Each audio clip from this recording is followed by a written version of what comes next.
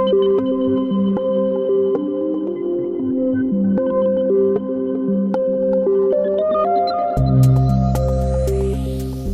is 6 Minutes, the seriously international daily newscast. It's Tuesday, June 10th. I'm Barrage. The afternoon is coming to an end in Hanoi, while it's just after midnight in Honolulu and just after midday here in the Worldcrunch newsroom in Paris. These are the latest headlines. Israel is set to deport Gaza aid boat activists as Israeli gunfire kills 17 near an aid site. President Donald Trump sends more federal troops to Los Angeles. And our daily quiz question is about a rare find in France. In our top story today, Russia has fired hundreds of drones and missiles on Kyiv and Odessa overnight in what Ukrainian President Volodymyr Zelensky called one of the biggest attacks since the war began in 2022. At least 2 people were killed and 13 wounded in the intensified bombardments, which Russia says are retaliation for attacks by Ukrainian forces.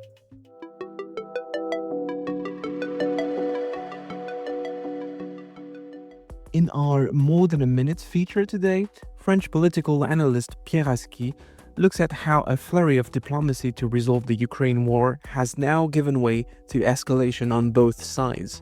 Haski's piece for France Inter was translated by Worldcrunch, and the English audio was produced with automated voice technology. Pierre, tell us why the war in Ukraine has entered a new phase.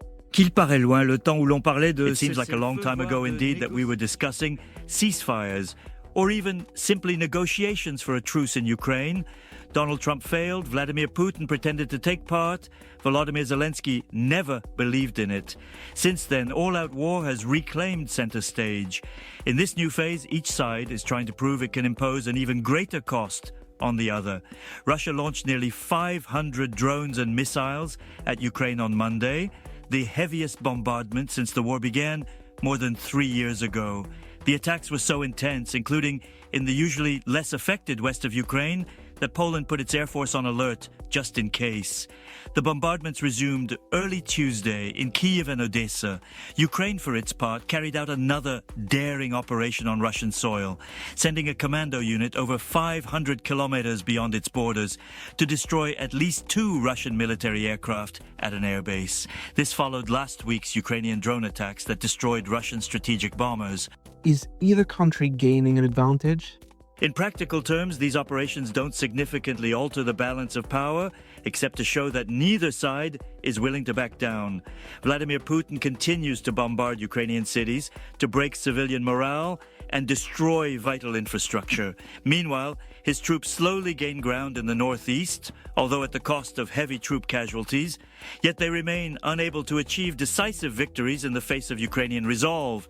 Ukraine's response is on another front, the one it knows best: psychological operations aimed at shaking Russian public opinion. This is what political scientist Anna Lebedev calls the power of the weak. By striking Russian air bases twice in the span of a week and destroying aircraft worth millions each, Ukraine humiliates Putin and exposes his vulnerability, especially with last week's destruction of strategic bombers capable of carrying nuclear weapons. Yet, neither Russia's advances nor Ukraine's bold operations have shifted the power balance enough to alter the course of the war. And what about the diplomatic option? In reality, the diplomatic option never truly existed, aside from the prisoner exchange deal reached in early June in Istanbul, which only came to fruition Monday. Talks were only entertained because Donald Trump had made a campaign promise to resolve the conflict within 24 hours.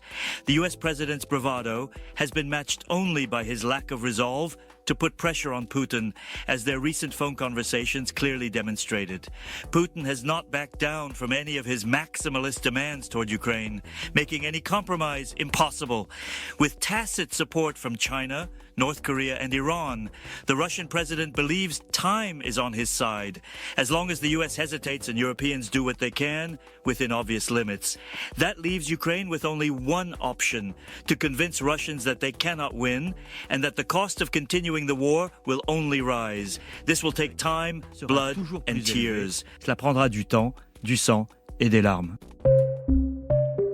In other news, Swedish climate campaigner Greta Thunberg and other activists who were detained aboard a Gaza-bound aid boat have been taken to a Tel Aviv airport for deportation, Israel said on Tuesday. In Gaza, local health authorities reported that Israeli gunfire killed at least 17 Palestinians and wounded dozens of others, as displaced people were approaching an aid distribution site of the US-backed Gaza Humanitarian Foundation on Tuesday. President Donald Trump has ordered the deployment of an additional 2,000 National Guard troops, as well as 700 Marines, to Los Angeles as protests opposing immigration raids continue for a fourth day. California Governor Gavin Newsom warned he would take legal action against the deployments, calling Trump deranged and dictatorial. We're closing things out today with our daily quiz question. A small marble sculpture by French artist Auguste Rodin has sold for 860,000 euros at an auction in central France. What is special about it? Is it A, that it was thought to be a copy for decades? B, it is in rare pink marble? C, it was found at the bottom of a swimming pool? Or D, it is just a foot? The correct answer is A.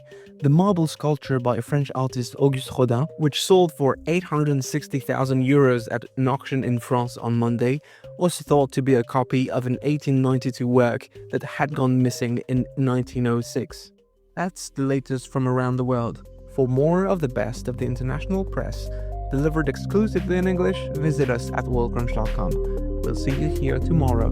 À demain!